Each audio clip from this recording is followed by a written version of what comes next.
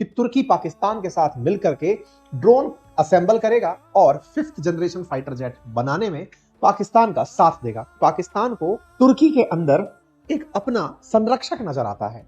मुस्लिम world के अंदर उसे यह लगता है कि तुर्की यूरोप के बहुत ज्यादा नजदीक है। चूंकि तुर्की नाटो कंट्री है तो अमेरिका के साथ में पाकिस्तान के लिए तुर्की सिफारिश करने वाला देश बन जाता है। वहीं दूसरी तरफ तुर्की पाकिस्तान को क्यों चाहता है, उसका आंसर है कि तुर्की को पाकिस्तान जैसा क्रेजी बाजार चाहिए। देखिए, आपको हाल ही में गया ऑपरेशन सिंदूर याद होगा।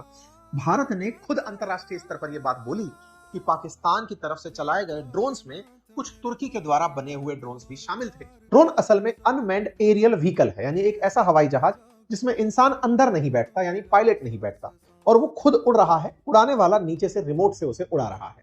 इन्होंने रशिया यूक्रेन युद्ध में बहुत फुटेज खाई। आपको याद होगा, यूक्रेन का साथ देने के लिए तुर्की ने अपने ड्रोन्स भेज दिए थे, जिनका नाम बायरक्तार ड्रोन था।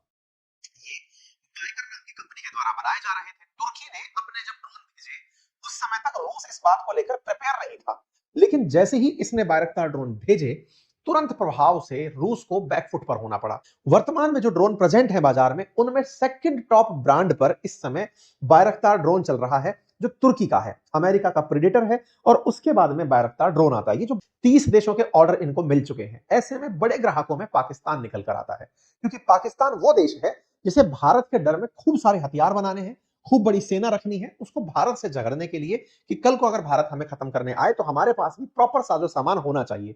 भारत पाकिस्तान के झगड़े में पाकिस्तान के साथ तुर्की खड़ा रहा। यह हमने ऑपरेशन सिंदूर में देखा। ऑपरेशन सिंदूर में देखा कि तुर्की की नेवी पाकिस्तान पहुंची थी। टर्किश मेड जो ड्रोन है वो सिविलियन प्लेन के रूप में यूज होने के बाद भारत पर चलाए भी गए थे, जिसके भी प्रमाण हमारे पास मिले। भारत के पास बढ़िया मात्रा में अपने 5th जनरेशन फाइटर जेट की तैयारी चल रही है। हम लोग एएमसीए प्रोजेक्ट में हैं ऑलरेडी। थोड़ा सा हम इसमें धीरे चल रहे हैं, लेकिन हाँ, भारत सरकार 5th जनरेशन फाइटर जेट खुद बना रही है।